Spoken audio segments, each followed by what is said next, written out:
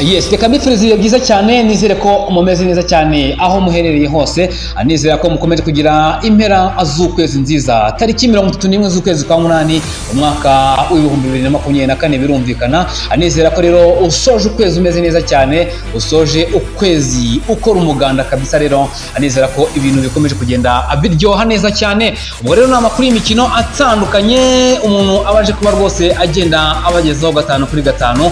Inkuru nyinshi zikomeza kugenda zivugwa yaba hano mu Rwanda, ku mugabane wa Afrika, ku mugabane w'i Burayi, yaba ndetse n'ahandi hose rero hagiye hasigaye, ndetse no ku mugabane wa Amerika birumvikana. Byinshi bikomeye kugenda bivugwa muri NBA rero, amakuru atandukanye. Mu Rwanda haravuga iki, haravuga ibiki muri iki gitondo? Ni amakuru menshi agiye atandukanye. Tuzabwira ku ikipe ya AS Muhanga. Ikipe ya AS Muhanga imaze kuba rero itandukana n'abatoza bayo, harimo Abdul Mbarushimana. Ni umutoza wakomeje kugenda atoza mu ekipe agiye atandukanye no mu gihugu cy'u Rwanda, dore ko yayigiyemo atandukanye na ekipe ya Etoile de l'Est mu mwaka w'ibihumbi 2022. Aza kwerekeza rero mu ikipe ya Muhanga nyuma y'igihe kirekire rero ari muri ekipe ya AS Muhanga. Rero yaje kuba rero ikipe ya AS Muhanga itangaza ko baje kuba batandukana n'uyu mutoza Abdul Mbarushimana nyuma yo kunanirwa kuzamura ikipe rero mu cyiciro cya mbere.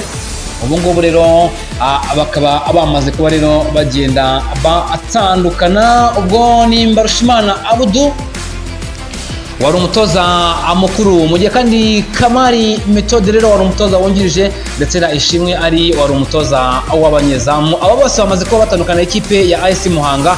Ubwo ni nyuma y'uko rero n'ubundi yananiye kuba izamuka mu cyiciro cya mbere uyu mwaka, dore ko hazamutse ikipe ya Rutsiro ndetse n'ikipe ya Viziyo.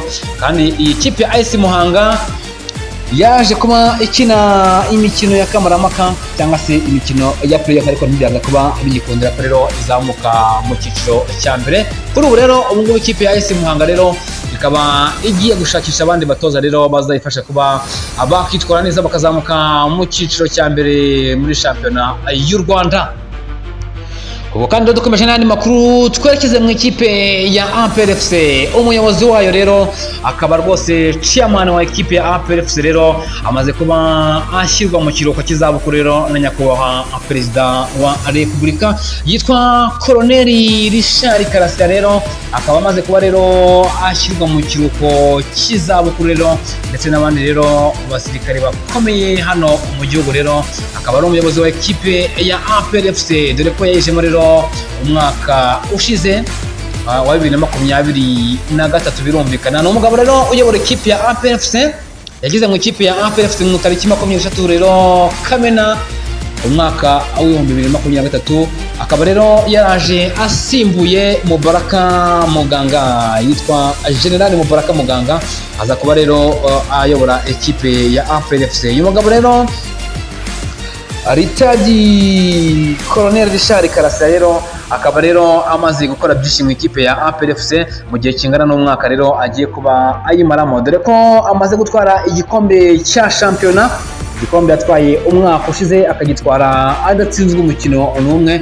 Ubu rero kandi bakaba bari mu irushanwa n'ubundi rya CAF Champions League, aho bamaze kurenga raundi ya mbere batsinze ikipe ya Azam, cyangwa se basezerera ikipe ya Azam, bakazaba rero berekeza muri raundi ya kabiri, aho rwose rero bazaba batakirana na ikipe ya Pyramid hariya mu gihugu cya Misiri.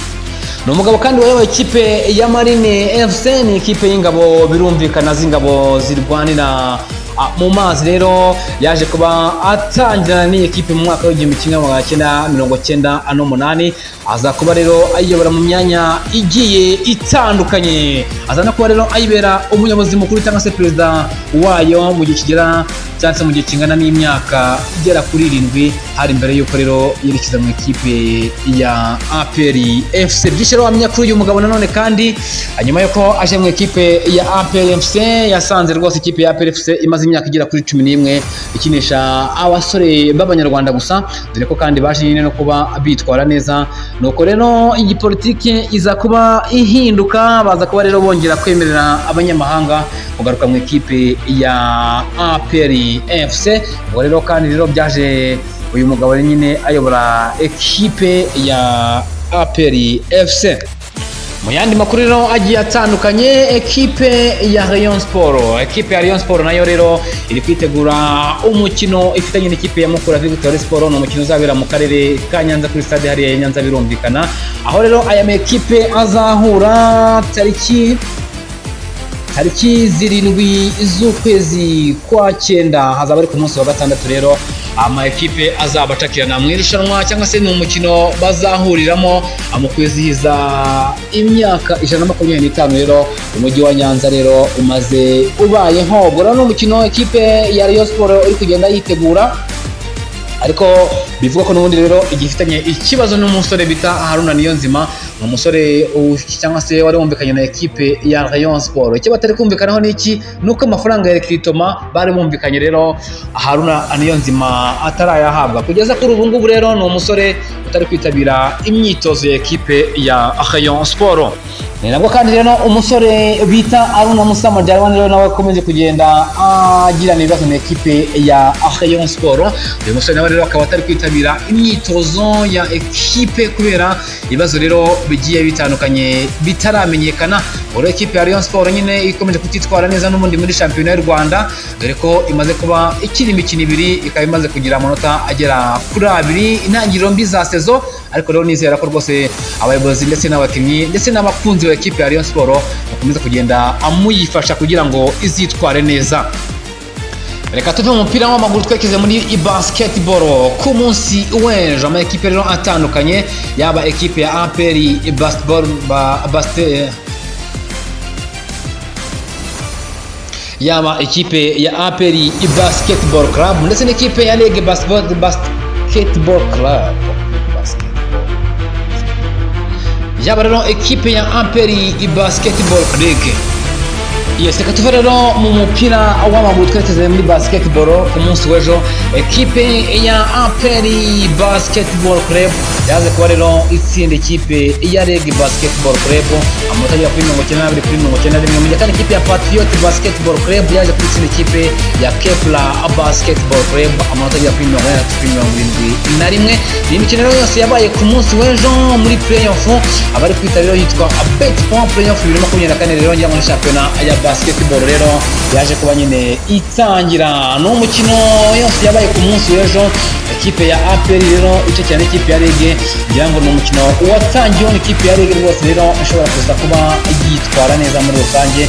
Agace ka mbere kaje kuba ikarangiza iyoboye n'amanota agera kuri 28 kuri 20 ya APR. Urumva ko ari ikinyanya cy'amanota rero agera kuri 4. Mu gihe agace ka kabiri ekipe n'ubundi ya Reg yaje kubigasoza itsinda amanota agera kuri 42 kuri 40 ya APR Basketball Club.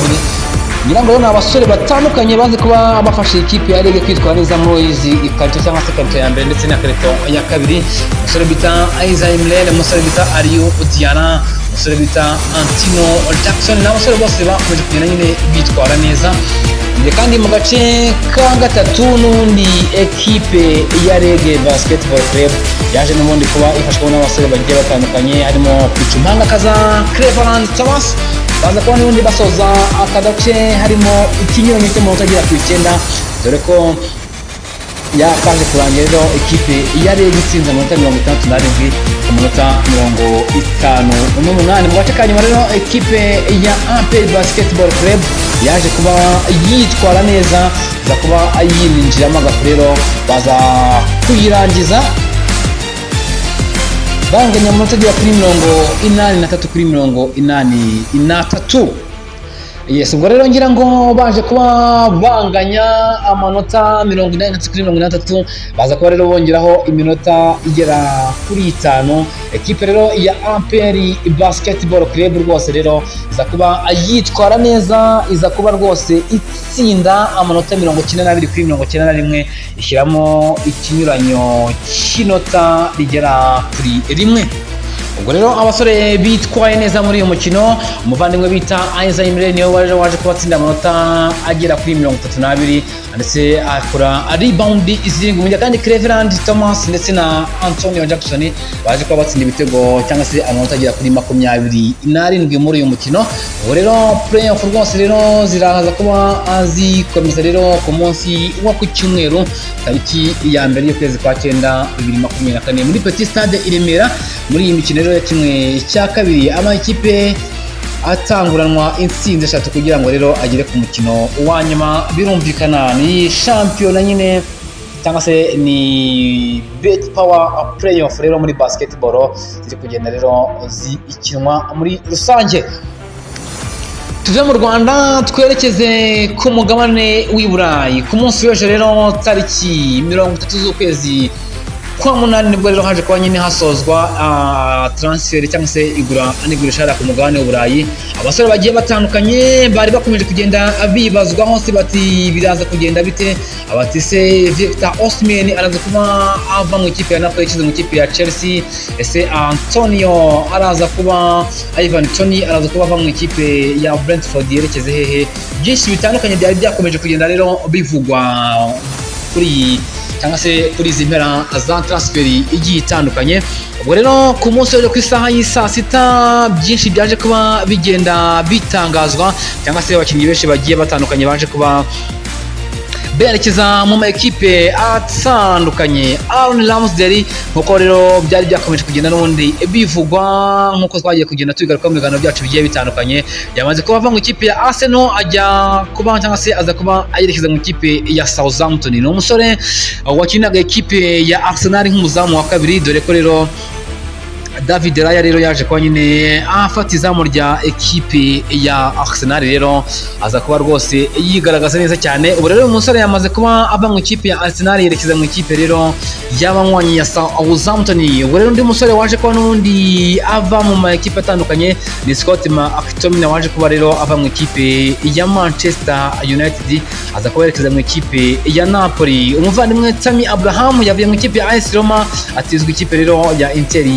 n'ubundi ntihari mu gihugu cya Ataliyani. Manuel Ugarte yaje kuba mu ikipe ya Paris Saint-Germain aza kuba rero yerekeza mu ikipe ya Manchester United. Ni umusore rwose rero w'umuhanga ugiye kuba agigaragaza mu ikipe ya Manchester United. Umuvandimwe bita Billy Gilmore yavuye mu ikipe ya Brighton ajya mu ikipe ya Napoli. Andre yavuye mu ikipe ya Fluminense aza kuba rero ajya mu ikipe ya Wolves. Birumvikana umuvandimwe bita Raheem Sterling yaje kuba n'ubundi yerekeza mu ikipe ya Arsenal aza kuba yijyamo rwose nk'intizanyo. Birumvikana umuvandimwe Victor Osimhen wakomeje kuba avuga mu ikipe ko yava mu ikipe ya Napoli akageza mu ikipe ya Chelsea, byaje kurangira n'ubundi rero yigwemeye muri ekipe ya Napoli, aho rwose rero agiye kuba yataka izamu rya Napoli afatanyije n'umuvandimwe bita Romelu Lukaku, dore ko Antonio Conte rero yamaze kuba agera muri iyi ekipe rwose rero ameze neza cyane.